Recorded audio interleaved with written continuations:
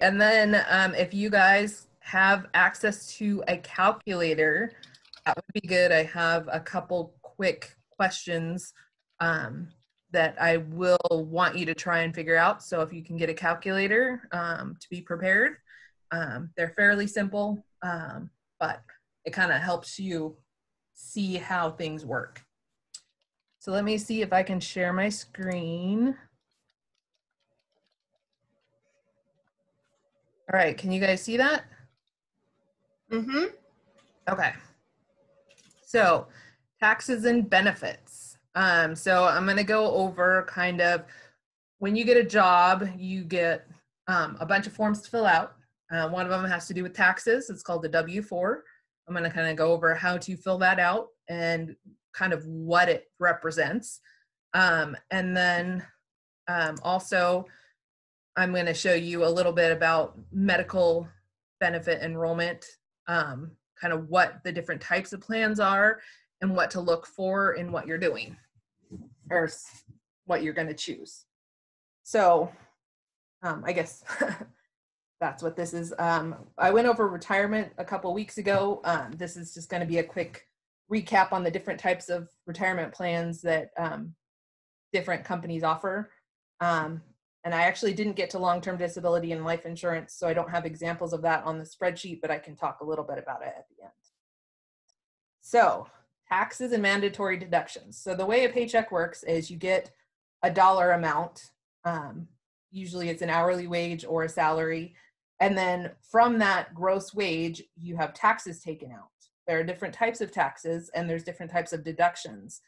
A tax is something that the government or the state is going to take out of your paycheck as a tax. A deduction is more like if you sign up for medical insurance or retirement, that's considered a deduction. It's not a tax because it's a benefit. Now, the different types of tax, there is federal income tax, which most people know, Social Security, and Medicare are also federal taxes, and they take money out of your paycheck and put it away for your retirement. The Social Security is kind of income replacement for when you're retired, and Medicare is medical for when you're retired. L&I, that's workers' compensation. It's if you get hurt on the job, they will pay you a wage while you're recovering. And the rate of L&I depends on what type of job you have. If you're an office worker and sit at a desk all day, your L&I class is going to be different than if you are a construction worker. So depending on your risk, you're going to either have a higher tax taken out or a lower tax. And that's all dependent on the type of job you do. So I can't really give you an example of that because it differs for every single job.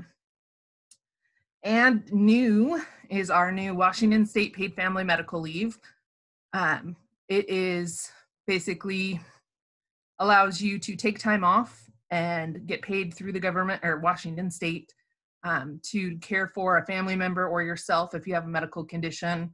There's also military benefits. If you have someone that's going to be deployed, you can also get a benefit for that. If you have a baby, stuff like that. This is new and it's just started paying out this year, so it's definitely in its infancy and not a lot is available experience-wise for what it does. Another couple things for some jobs you have union dues. A union is basically a bunch of people, workers, that band together and try and get better working conditions. And the more people that join the union, the more sway they have over employers. And so the unions want to take a percentage of your wages to help with that effort to get you better, higher annual leave accruals or better benefits. Not every job has a union, and I'm not pro or against unions. I'm not going to recommend or deny them because that's something that each individual person needs to decide for themselves. Some places do charge for parking, like downtown Olympia. If you work down there, parking is very limited. So that is one thing that is a deduction that comes out of your paycheck. Now, of course, union dues and parking, it all depends on the job. The first 5 are taken out no matter what job you have. And so federal withholding, most people know or hear at least about taxes, income taxes. Basically, this is the federal government, which is different than the state government. The federal government is going to take some of your money before you see it. And that is what pays for all the federal government programs, grants, so on and so forth. Like Upward Bound and the Pell Grant. Yes. And federal withholding is based on your income. And there are things called tax brackets that break down what level of income you are and how much money you should be taxed based on the level of income that you have. And I'm going to go over that in just a second. The other thing that I'm going to go over is pre-tax versus post-tax. So pre-tax is the deduction that comes out before taxes are taken. So it reduces your taxable income. So let's say, I have an example that what you need your calculator for. And then post-tax is a deduction taken after the taxes have already been taken out of your check. So my mouse is a little finicky. So this is a W-4. Every employer needs you to sign this before you start work. It's legally required. It gives them your name, your social security number, and your signature saying that, yes, I am going to be employed with you. And then you choose whether you want to file single or married filing jointly, or head of household. Single can also be married filing separately. And those are just I don't know. So students, how many of you have filled out a W-4 before? Have any of you had to do one before for your jobs? I have. Jade has? Okay. Was it confusing? Did your parents help you fill it out? I used TurboTax to figure it out, and at one point I was actually, it was explained in my CSI class. Okay, good. Nice. Yeah, so this new form just came out in 2020. It's much more complex than the other one. This one, though, really the only thing you have to fill out is Section 1 and Section 5. Those are the only legally required things that you need to fill out. So you need to determine whether you're going to file single or married filing separately, married filing jointly, or head of household. You make that choice, and that determines what rate of taxes are taken out, and then you sign it. Pretty much those are the only 2 things you have to do. The other 3 sections are optional. Now, the first section, first thing you want to do is make sure you're filling out the correct year form, because if you turn in a 2018 form in 2020, they're not going to accept it. And then this one is pretty self-explanatory. It actually explains a little bit here. Most of you will probably be just choosing single. Single takes out the highest rate. Married filing jointly is a little bit different, and I'm not going to go over that today because I don't think any of you are in that situation.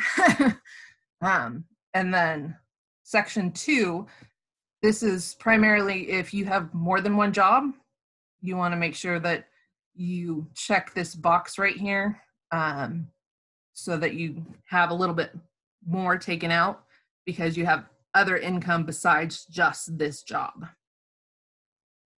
And then sections 3, 4, and 5. Section 3 is if you have children or dependents.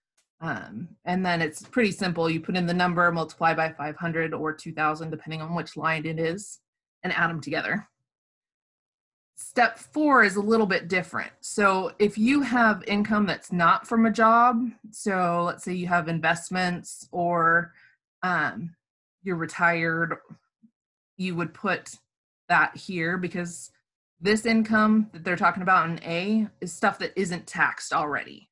So this is just saying, oh, I do have other income. I do need to tax it, so I might as well tax it here. The second one is deductions. I don't think anyone's really going to need to worry about this. Though, if you ever need help for the W-4, if you go to the IRS website, there's actually a program that will walk you through how to fill this out and what numbers to put in. Extra withholding is just if you want to have extra money taken out of your check, just to make sure you don't have to pay at the end of the year. You would fill out this 4C and then sign and date and turn it into your payroll person. So Demry, when I was filling this out back in the day, I put down 0 for all my dependents and everything so that they would take the most money out of my paycheck. That's what my mom told me to do. Was that good advice? It depends on your income level and if you want more money during the year or if you want a big tax return. So for example, for me, up in this top section, I put married filing jointly because I'm married and both my husband and I work. And then I also check the box in section 2 so that more money will be taken out than the standard. And then I actually choose to put an extra $100 each paycheck in there just to account for any extra, if we end up making more money than we thought we were going to, I'd rather have money at the end of the year and not have to owe a big chunk of change. So do you usually get a big tax return, like over $1,000? I do not. Now, 5 or 6 years ago, I did usually get about $4,000 back each year.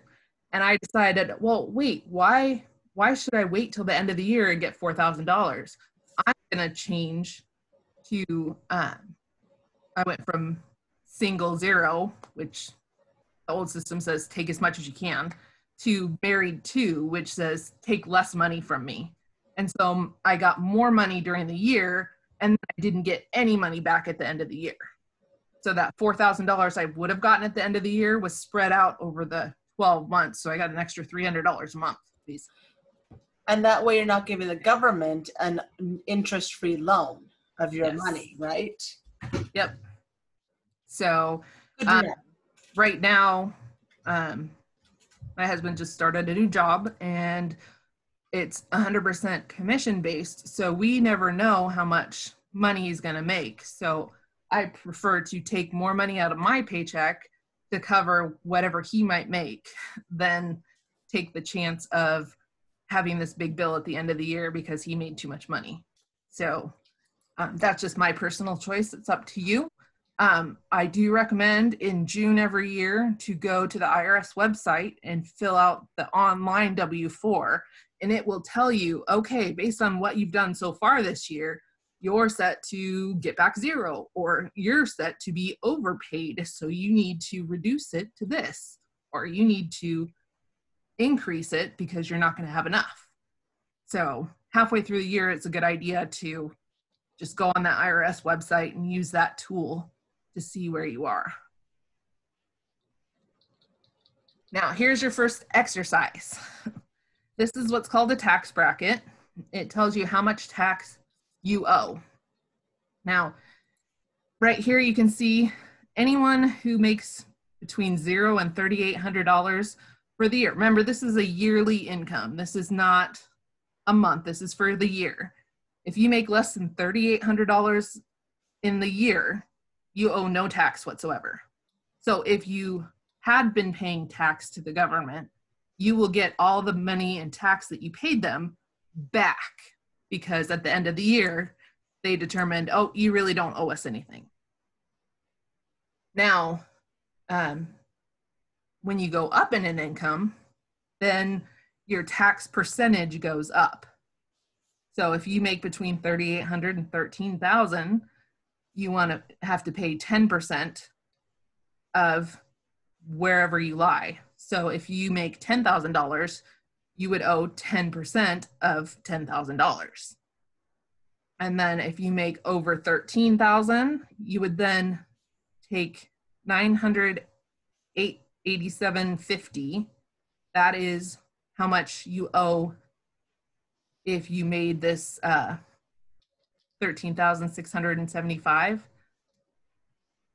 That is the maximum. And so you're going to add that to the difference of what you make. So that's kind of hard to explain. So my example here is you make $45,000 a year. I want you to figure out how much tax you owe. So the first step is determine what your minimum, or find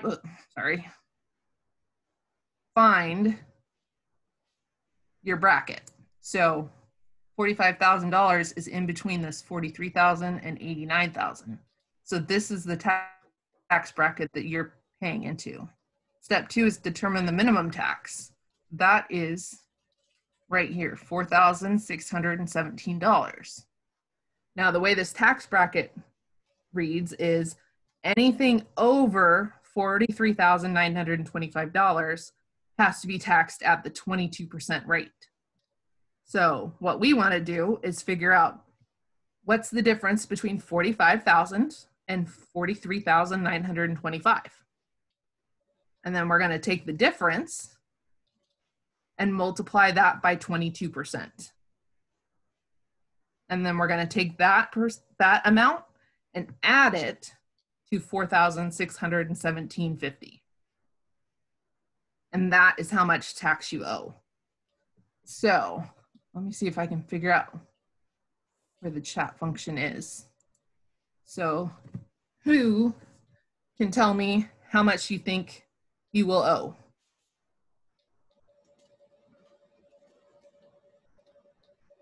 That's right, $4,854. Perfect. I had it too, Xavier.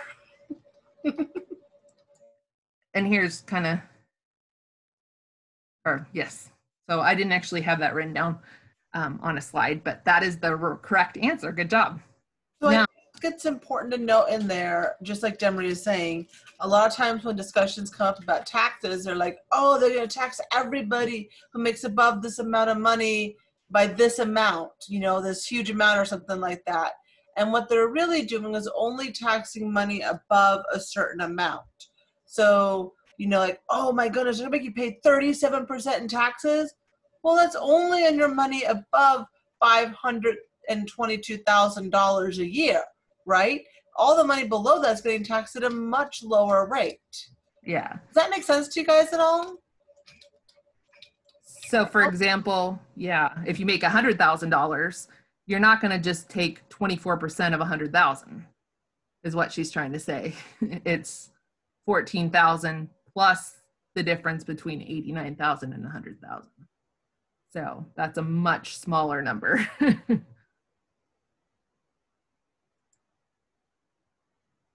So next, pre-tax versus post-tax. This is another quick, easy calculation.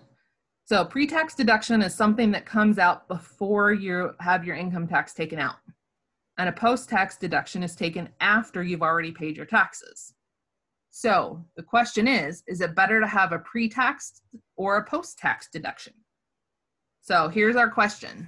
You make $100. Now, this tax bracket isn't actually real. This is just an example to make it easier for everyone. You make $100, your tax bracket's 10%, and you have a choice of taking your medical deduction pre-tax or post-tax, and it is $15 a month. So what do you think the difference in take-home pay will be? So the way to calculate that is for pre-tax, you're going to take your income, then subtract the medical expense, and then figure out what your tax is. For the post-tax, you're going to take your income minus your tax and then minus your medical expense. So figure out those two things and figure out which one saves you more money.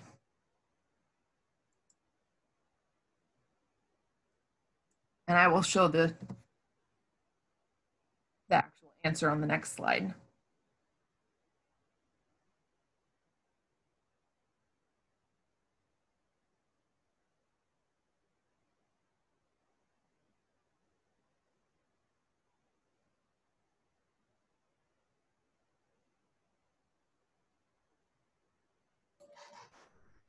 Does anyone have any ideas? You want to throw it in the chat?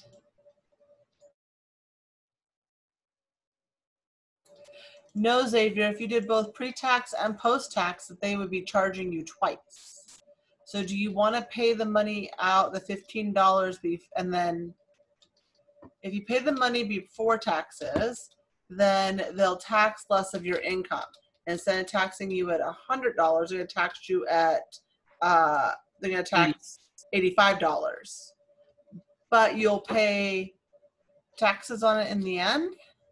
Yeah, so here's the answer. So for post-tax, you got your $100, and 10% of 100 is $10, so you got $10 tax. And then you got your medical expense for $15, so your total net home take-home net pay is $75.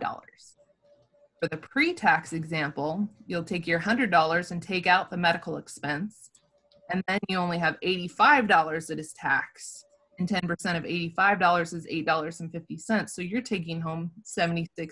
So you're actually making $1.50 more by having it taken out pre-tax. Does that make sense to everybody? And so you don't pay taxes on it at all? No. Yeah, and then one thing when you're deciding, most medical expenses are like medical premiums are taken pre-tax automatically. You have to actually elect to take them post-tax. And the only reason people do that generally is if you want your Social Security to be higher.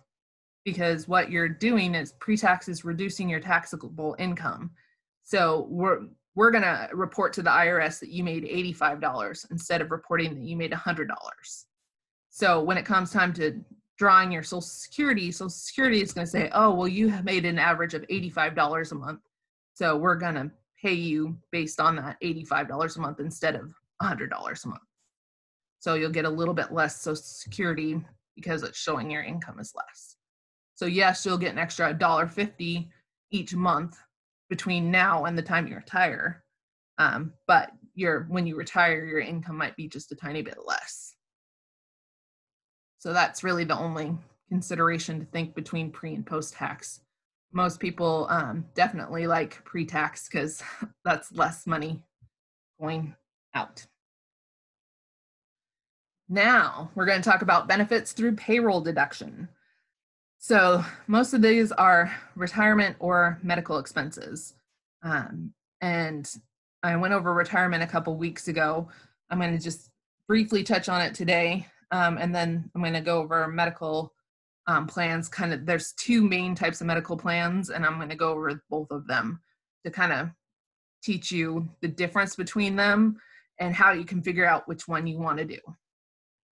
So retirement, there's two main types of retirement offerings depending on the company that you work for. Like if you work for the state of Washington, they offer a pension. Now, a pension is where you take money out of your check and put it towards your retirement, and then you will get a set rate once you retire for the rest of your life. You don't have to worry about any earnings or the stock market or the growth on the money that you invested. It's just a straight up, I'm paying you, and then when I retire, you're going to pay me.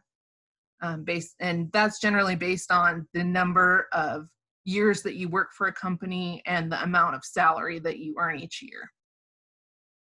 A 401k is different. That is where you take money and you put it into a retirement plan, and then that is invested. And then that money grows, and then when you retire off the money that you contributed and the investments. So it will very much depend on how the market does and how much you put in there. So it's not going to be a set amount for the rest of your life. It's going to be it's going to be a dollar amount when you retire, and then you have to decide how you want to take it out. If you want a big lump sum or if you want just a certain amount per month, it's up to you. One thing though, if you do get offered a 401k and they offer you a match, definitely take it, because that's free money to you. If they say we'll match 3% of your income, go ahead and contribute 3%, because then they're going to put 6% in for you, and that 6% is going to grow money. So you automatically doubled your money just by putting in 3%. Now, for state employees or government employees, you may have the option for a plan called deferred compensation, or DCP. It's like a 401k where you put money in and it grows, but it is a voluntary plan.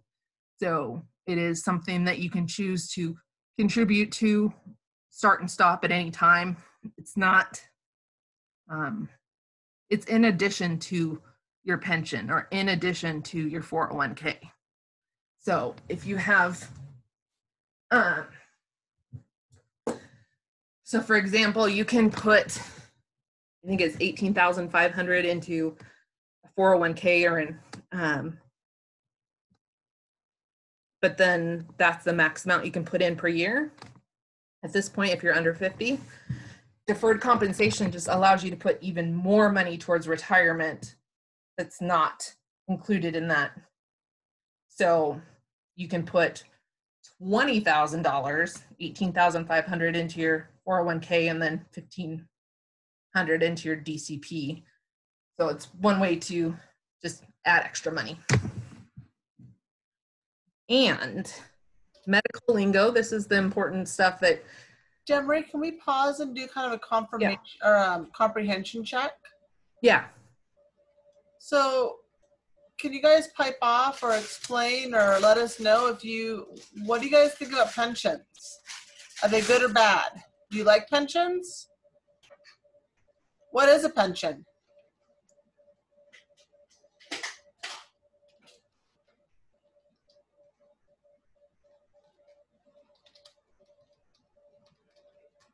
Christina or Jay, do you guys have any ideas? Courtney, do you have any thoughts?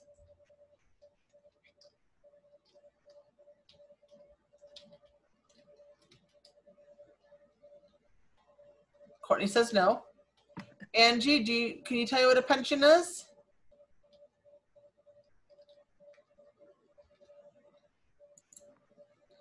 Or Quinn?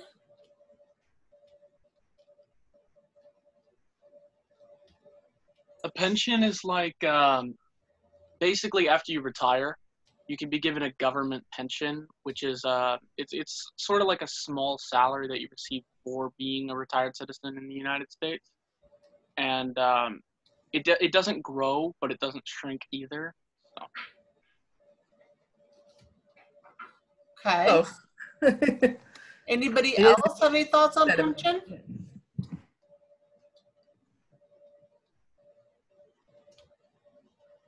Oops, sorry. My mouse is going crazy again. How about, Demi, do you want to go over pensions again? I have a pension. Yeah. And it's not just government people who get them. Yeah, it's a type of retirement plan. It is a guaranteed income. So once you get vested, meaning most companies have a set number of years you need to be employed before you'll be vested in a pension. So they want you to be there for like 5 years or 10 years before they're going to guarantee you a pension. So that means, for example, go ahead. Yeah, go ahead, Jimmy. For example, for a state employee, if you choose PERS 2, which is our straight up pension, they will take your highest 5 years worth of salary, the average of it, and then multiply that by the number of years that you worked for the state, and then multiply that by a percentage, which is 0.02. So if you make an average of $5,000 a month and you worked for 30 years for the state, the calculation would be 5,000 times 30 times 0.02. And then that, I don't have a calculator on me, but, and that would be the set amount that you would get every day or every month. So how does that math work again, Demry? I got my calculator right here. Okay. Oh, here I got it. It's $3,000 a month. So it's your average is income. So if you're making average highest income of $5,000, you then multiply it by the number of years you worked for the state. So if you work for 30 years, you're going to take 5,000 and you're going to multiply that by 30. And that's 150,000. Now you're going to take that and multiply it by the pension rate, which is 0.02. So multiply that by 0.02 and you get $3,000. So that pension for working for the state for 30 years at an average of $5,000 a month, you're going to get $3,000 a month for the rest of your life. It doesn't matter if you live 5 years or if you live 40 years after retirement. You're going to get that same amount. I have a question for you students then, and even success coaches, you could pipe in. If you are lucky enough to have a company that offers a pension and you want to maintain that same lifestyle that you had while you were working, take some time when you're retired and go do fun things, is a pension enough retirement for you? Or do you need additional retirement savings to keep that same lifestyle?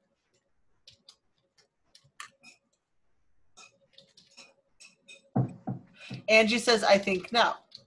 Yeah, I mean, I'm taking a pay cut of $2,000. I mean, it's still lovely. It's great. I'm very, very happy that I have the money, the pension that they're giving me. And you do pay into that pension. They take money out from my pension every paycheck. So, Angie, if I want to do something more and I was going to do a 401k, what's a 401k? How do those work?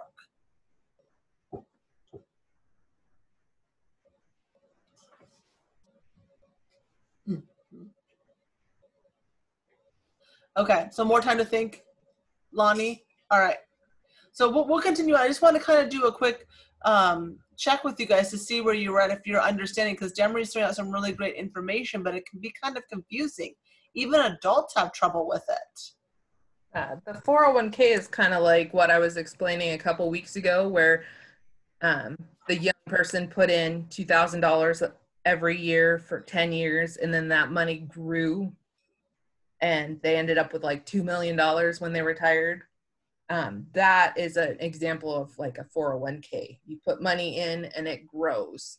And then at the end of the time when you retire, you have that growth to live off of. Whereas a pension is just a set dollar amount. Yes, investments grow for sure. So the next thing, medical lingo. So generally there are 2-3 different ways that you pay for medical stuff. There you have your premiums, which is your monthly cost to be enrolled in the medical plan. You have your deductible, which is the amount that you have to pay before the insurance will pay anything. And you have your copay or co-insurance, which is your portion of the doctor's bill. So those are the 3 main things to think of when you're choosing a plan. Because the plans, there's 2 different types of plans. There's a traditional plan, which has the lower deductible, which is the amount you have to pay before the insurance will pay anything. But they have higher premiums, meaning you pay more each month to have access to that plan. The high deductible plan, or the consumer directed health plan, the CDHP, they have a higher deductible, so you have to pay more before the insurance will pay anything, but they have a lower premium, so you pay less per month. Now there is 2 different pre-tax savings plan, which we went over pre-tax earlier, which I'll go over at the end of the day. Ways that you can use those and which savings plans are available with which insurance plans. So knowing those 3 things, the deductible, the premiums, and then the copay co-insurance, those are the 3 costs for medical plans. So the main questions you want to ask is, in an average year, what kind of medical expenses do I incur? Do I go to the doctor? Do I go to the dentist? Do I have braces? Do I wear glasses or contacts? Do I have prescriptions? Do I have allergies? There's all sorts of different medical expenses that you don't necessarily think medical. You know, when you're getting your braces done, you think teeth. You don't think medical expenses. And then the second question you have to ask yourself is, would I rather have lower cost or would I rather have lower risk? So lower cost means less money out the door, but the risk is higher if something catastrophic happens. Like you get into a car accident and are in the hospital for 3 months. You know, that is a risk. So those are the two things to think about. And then once you've thought about that, these are the two types of kind of examples. Now, I just use the two generic state government plans. Say again? You consider a chair, a wooden chair. Oh, sorry, that was Nick. Oh, okay. So your traditional plan is lower risk. So you have a little bit higher premiums. It's $104 a month. Again, these are the Washington State plans right now. And you got a copay of $20, it might be $30 per office visit. So when you go to the doctor, you pay $30. You don't pay a percentage of the total bill, you just pay a flat fee. And you can use a flexible spending account with a traditional plan. And you have a much lower deductible, it's only $350. Of that, $250 goes towards medical and $100 goes towards the prescriptions. Now, a CDHP or the consumer directed health plan is a lot lower cost. It's only $25 a month. So it's a quarter of the price, but the deductible is $1,400. So it's a lot more. However, the state, if you choose to do a CDHP, the state puts in half of your deductible into a health savings account to help you pay for any medical expenses you might get. Now, the difference between the traditional plan and the high deductible plan is the high deductible plan doesn't have copays. You straight out pay your deductible, and once your deductible's done, you just pay a co-insurance amount. So you pay 15% of the bill, period. So if the bill's $1,000, you pay 15% of it instead of, you know, $350 or whatever a copay would be for a hospital visit. Now, one of the things about the flexible spending accounts and health savings accounts, this is pre-tax money you can take out of your check and put into a special account to pay for things that are medical expenses like copays, allergy meds, braces, menstrual care products, Band-Aids, contacts, glasses, flu shots. For example, my family, there's 4 of us, and every single one of us has glasses. And it costs us $1,000 a year just in glasses every year.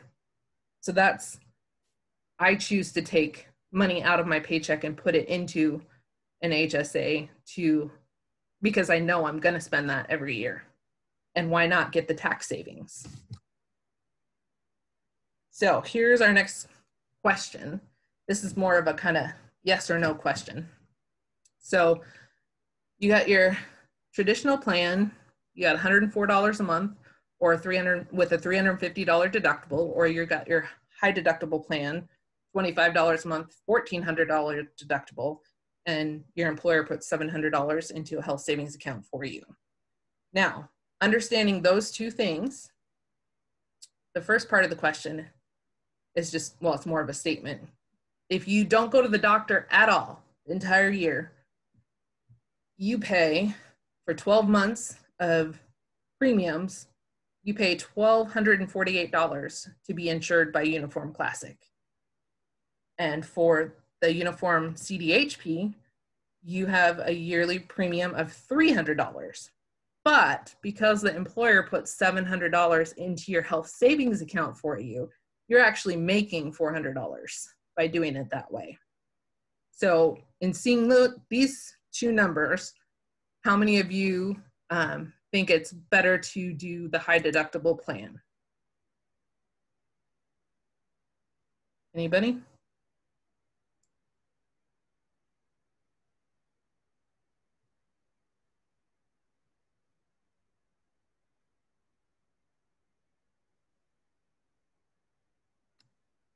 All right, well, we'll go to the next example. And that is, what happens if you go to the doctor a ton? You go to the doctor 10 times. You get 3 prescriptions. Here's a kind of a breakdown of how things work. Your first office visit, this is assuming doctor's visits are $150 a piece and that your prescriptions are $50 a piece for 1 prescription and 2 prescriptions at $150 each. So this kind of breaks down your first visit subject to the deductible, then the second visit for the classic is subject to the deductible, but only $100 of it. And then the remaining $50 of it is paid at the 15%. So really it's $107.50. But then your third visit, you're already paid your deductible off. You just have to pay your 15%. You got $22.50. So that's a lot more reasonable than $150 a piece. Now, if you go down here to the CDHP, the visits are $150 a piece. And so this, yeah, I'll let you guys look at this. But when you add up all the numbers together, the total cost for the Uniform Classic is $620. And the total cost for the CDHP is $1,482.50. So which plan do you think costs less?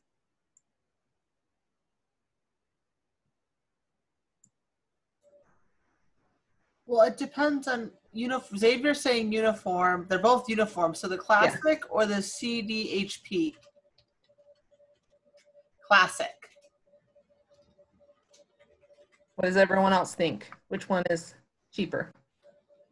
Because you got to plug in like how much they're giving you a credit, which a lot of businesses do.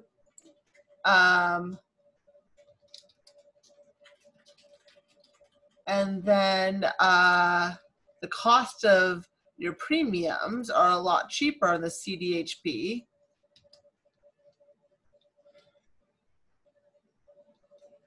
I don't know.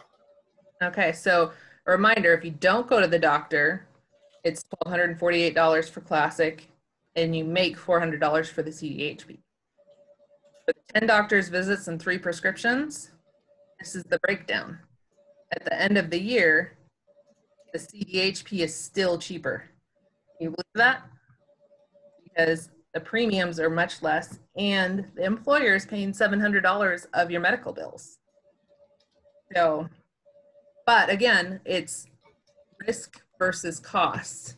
Would you rather have more money now with the risk of if something catastrophic happens, you have to pay a whole bunch of money, or would you rather have the security and knowing, oh, I just have to pay $100 a month, and if something really bad happens, you know, I have a much, much smaller deductible. So it's all personal choice.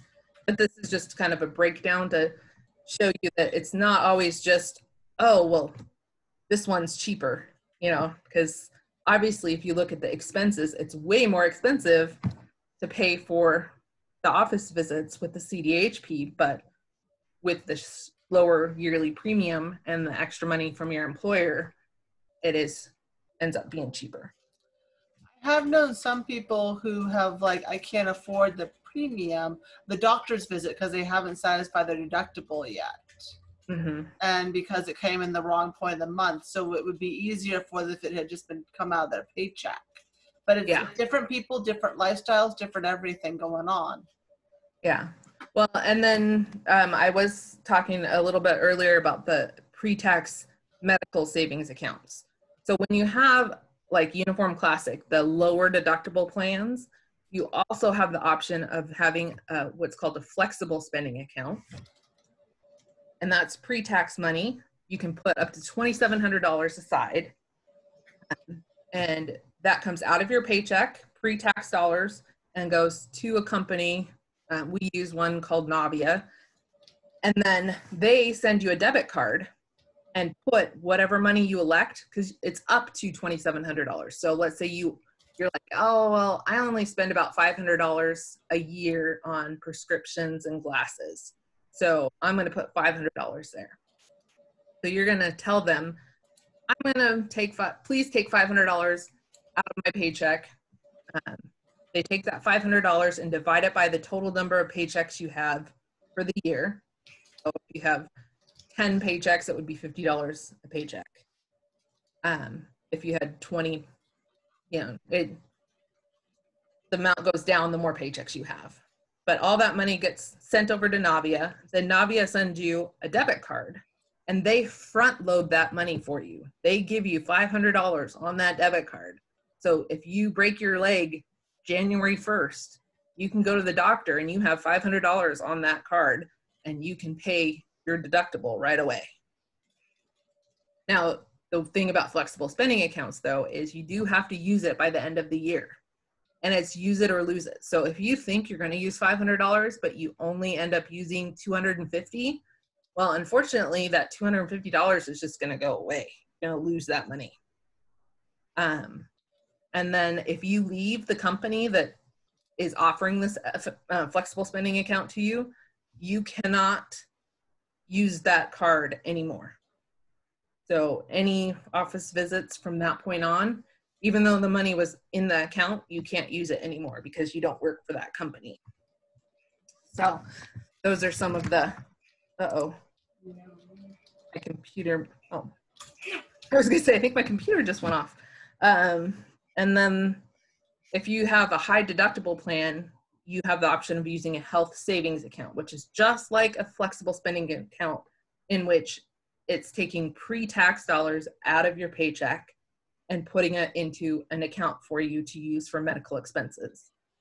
And the good thing about health savings account is it will roll over year to year. So if you don't use it, that money isn't lost.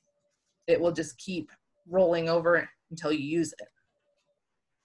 The difference, though, is it's not front loaded at the beginning of the year. It's put in each month. So when your paychecks happen, you elect a certain amount. You can go up to $3,550 divided by however many paychecks you want. You could say, oh, I want to put the max amount, but I only want you to take it out of 10 paychecks. So then they're taking $355 out of 10 paychecks, and then the rest of the year you don't have anything taken out. So you can kind of mix and match. Do you want a whole bunch taken out at the beginning or a little bit throughout the whole year? It's a voluntary account that you can contribute to or stop contributing to at any time. So if you are like, oh, I'm not going to use it, I'm just going to let the employer money go in there and call it good, and then you find out, oh man, I just broke my leg, I got a $5,000 bill, I need money, you can then choose to start putting money in there. So that's one of the advantages, is you can start and stop it all throughout the year. And if you leave the company, that money goes with you. You never lose that. And just a reminder of the things that you can use FSA stuff for. Any copays that you have, allergy meds, braces. There's a website here called Health Equity. This is the bank that holds the HSA. And this kind of has a list of all the different things that are potentially covered. So there's a lot of things. I mean, you can even make it so that you only see certain things. So only qualifying stuff. So this is all qualifying stuff. You have birth control pills, chiropractors, condoms, diarrhea medicine. I mean, lab fees, just all sorts of different expenses. that you can use with an HSA. And that is all I have for you today. I think I actually made it to the whole hour this time. Do we have any questions for Demry? I know she went over some pretty dense stuff, from how to fill out your taxes and withholdings to figuring out retirement selections to filling out your health insurance. And I've had students who've gotten jobs just like at Les Schwab doing tires who come to me like, how do I fill out this paperwork? So do you guys have any questions about this?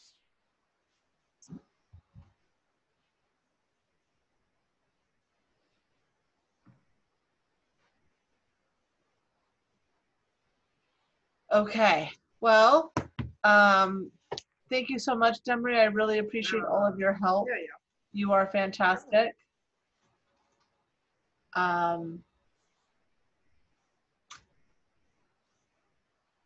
Okay. Sure. Okay, guys, unmute and say thank you to Demry, please. Thank you. Thank you. You're welcome. Have a good night. All right, thank you, Demry, so much. I really appreciate you. I totally owe you. I abuse our friendship. Thank you. Love you. Bye. Love you too. Bye. All right, guys, thank you so much for coming. I'm going to